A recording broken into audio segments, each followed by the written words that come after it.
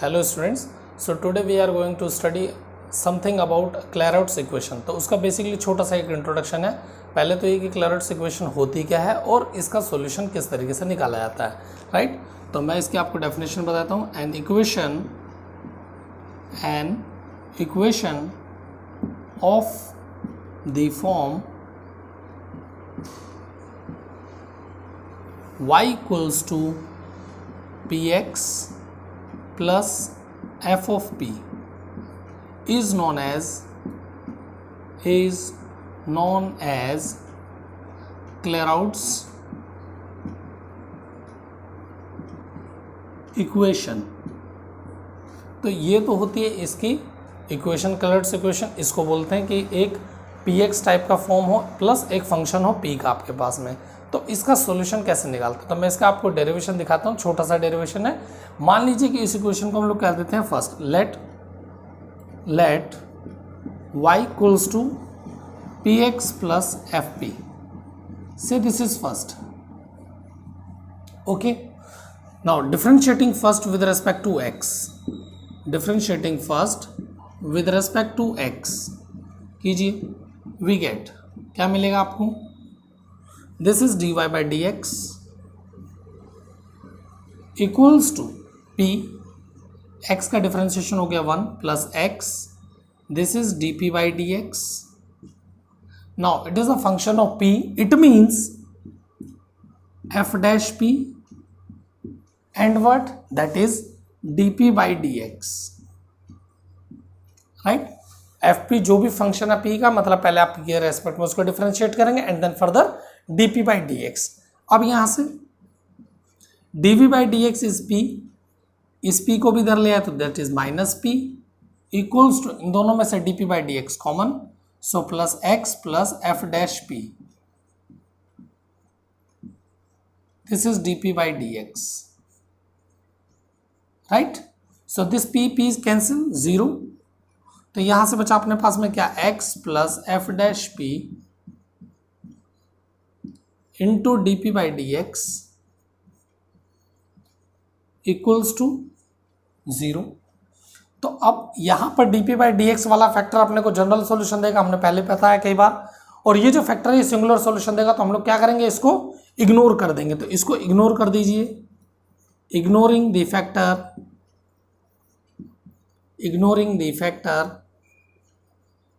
x plus f dash p, then we have dp by dx equals to 0, which implies dp equal to 0, okay। और जब आप इसको integrate करेंगे तो on integration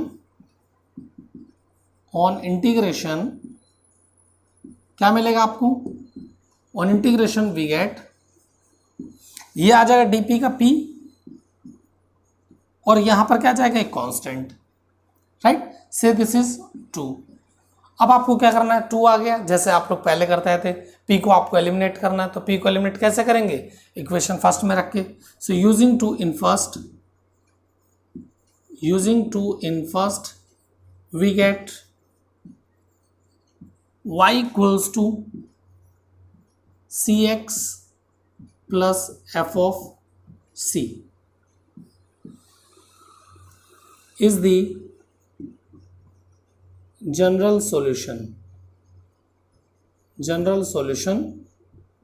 of equation first या फिर given equation भी बोल सकते हैं। अब देखिए आपने क्या सीखा, क्लैराउट्स इक्वेशन इस फॉर्म की होती है, ठीक है। आपने उसका जनरल सॉल्यूशन मिलाया तो निकालने के बाद क्या पता लगा, p इक्वल टू c रखना है। तो जब भी कभी आपको ये पता लग जाए कि आपके पास में क्लैराउट्स फॉर्म है तो उसका जनरल सॉल्यूशन निकालना बहुत आसान है। It is very easy to find out the solution of Clairaut's equation.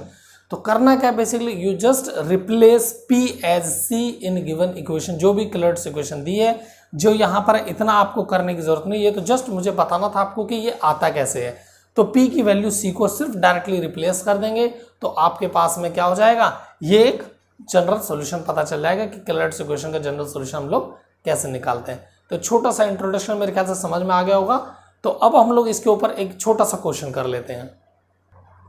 So students, this is question number 1 based on Clairaut's equation. तो जैसा मैंने अभी इंट्रोडक्शन दिया था आपको, तो पहले इस क्वेश्चन करने से पहले इंट्रोडक्शन अच्छे से देख लेंगे, समझ लेंगे। तो अब पहले तो इसको देखना कि क्लैरोट्स फॉर्म है या नहीं है, राइट। तो we can write the above equation as, कैसे लिख सकते हैं हम लोग इस इक्वेशन को? So y minus P X equals to P over P minus 1 लिखा जा सकता है। मैंने p माइनस 1 से डिवाइड कर दिया, तो क्या हो जाएगा? This is nothing but y equals to P X plus P over P minus 1। तो पी एक्स आ गया plus P over P minus 1 आ गया, P X plus F of P, ये आपका एफ ऑफ पी है। इसका मतलब क्या है ये? विच इज, अब यहाँ लिख सकते हैं विच इज Clairaut's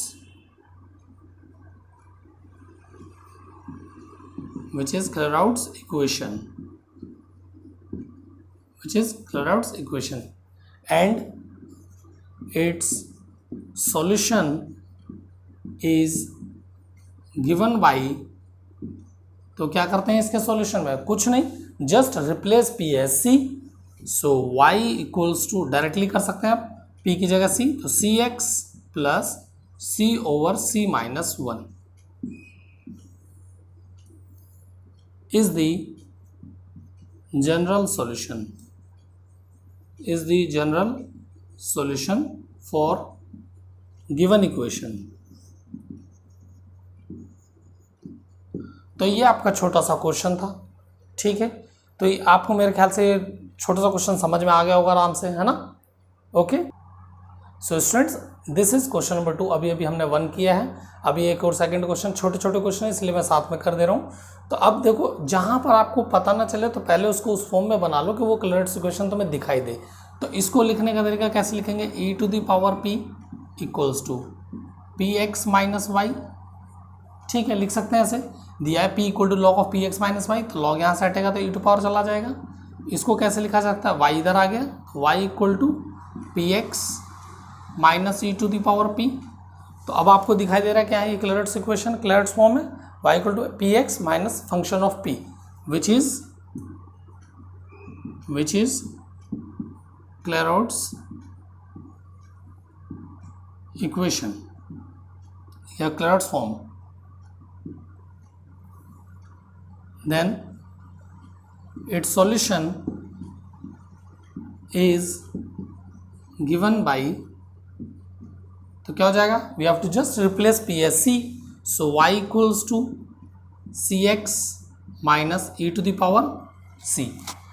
आंसर तो यहाँ भी हो सकता है, पर अगर वो कहें कि जैसा था, अब जैसे देखो मान लीजिए किसी को पता चल जाए कि डायरेक्टली ये क्लैरोट्स फॉर्म है, तो कैसे कर देगा?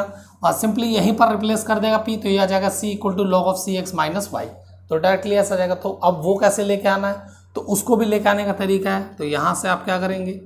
इस ई टू पावर सी को इधर ले आएंगे, राइट, सी एक्स माइनस वाई कर लेंगे। अब दोनों तरफ लॉग ले लीजिए, जब लॉग लेंगे तो ये आ जाएगा c equals to log of C x minus Y is the general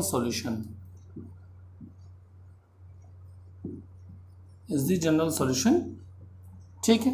तो ये मेरे ख्याल से आपको समझ में आ गया होगा। तो अगर आप डायरेक्टली यहाँ रख लेते, यहाँ पता चलने के ऊपर है, पता कैसे चलेगा? तो अगर पता नहीं चलेगा तो इनिशियल स्टेप पर आप लोग इस टाइप से कर सकते हैं कि पहले आप उसको ब्रेक कर लीजिए, ब्रेक करने के बाद जब समझ में आ जाए क्लैरोट्स इक्वेशन है तो आप p की जगह c रख लीजिए, ठीक है। तो आपको मेरा इंट्रोडक्शन और क्वेश्चन 1 और क्वेश्चन 2 कैसा लगा? अगर वीडियो पसंद आया तो प्लीज़ लाइक कीजिए, शेयर कीजिए और लेटेस्ट अपडेट्स के लिए सब्सक्राइब कीजिए। Thank you very much.